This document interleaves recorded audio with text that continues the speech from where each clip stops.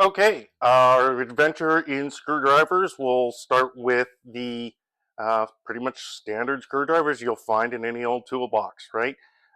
Handle and head. These are pretty much, you'll want to have some of these. This one you may be familiar with, the flathead screwdriver, the original screwdriver, the original screws. I couldn't even tell you how old they are, but old.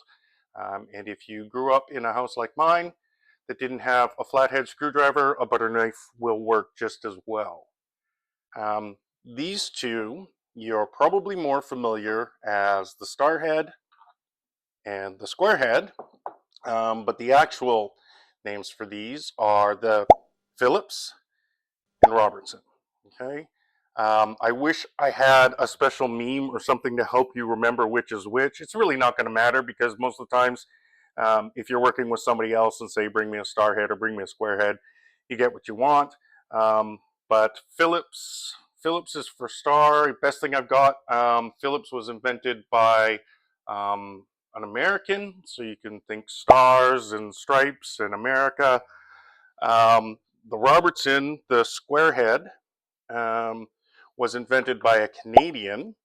We're not really square. I guess the best thing you could say about the Robertson in Canada is that it was built to handle better, it's more reliable, and you can get more power behind it. And it is proof positive that Canadians are so awesome, we can fit a square peg in a round hole.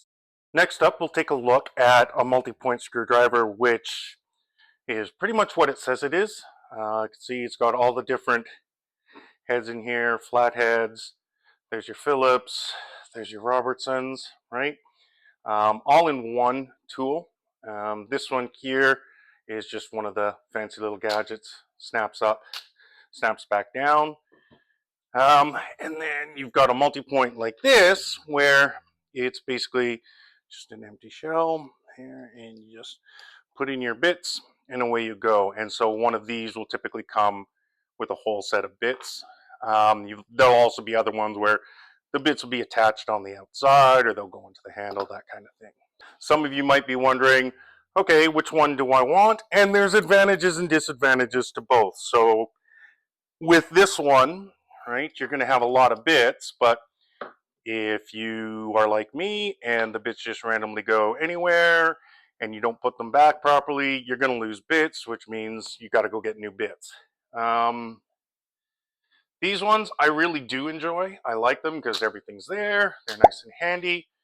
These have a tendency to jam up, and sometimes that'll cause you problems. So, on a swear scale, you'll probably swear this one. I'll give say a 3 out of 5 stars for swearing, because if you lose a bit, you'll swear a bit, or and you just go find another bit. These ones on a swear scale, I'll definitely give a 4, 4.5 out of 5, because if this is the only tool you've got in your hand and suddenly it jams up on you in the middle of doing something, you're definitely going to swear quite a bit. We've got these wonderful precision screwdrivers. Okay, precision screwdrivers, you can get a nice little set like that. I actually have a bigger set somewhere else, but I must have taken it inside. Sometimes they'll just come loose like this as well. And as you can see from, I don't know if you can see that, the head points are really, really tiny, okay?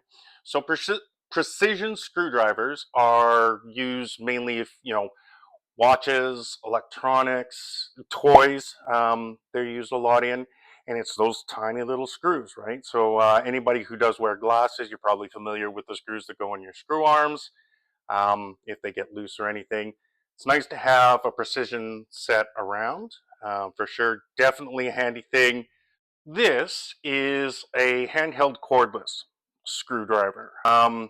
Personally, not my favorites, but you can see kind of like a mini drill. When you turn it on, it's just gonna screw it in. And they've got the settings forward and reverse.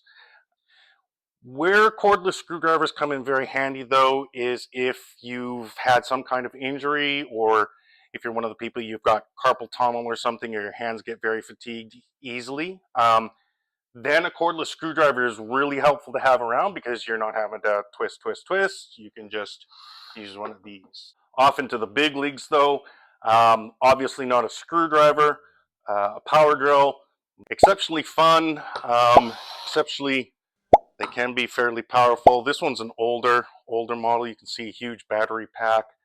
There's a technique to them. You have to get used to them. I would say is, if you are just starting out, I wouldn't mess around with power drills too much. We'll definitely go over proper usage of power drills later. For the immediate, if you're just doing little things around your cupboards, drawers, doors, things like that, maybe stick with a screwdriver if you're just starting out. But further down the line, yeah, power drills are plain and simply just one of the most awesome toys I have in my garage, and we'll definitely want to get there. And that, friends and neighbors, is screwdrivers. Again, so your different multi-points. Cordless screwdriver, great if you've got if you've hurt yourself or you've got any kind of wrist or hand injury. Precision screwdrivers, got glasses, got kids, you want these, and then your standard screwdrivers. We'll see you again soon. Thanks.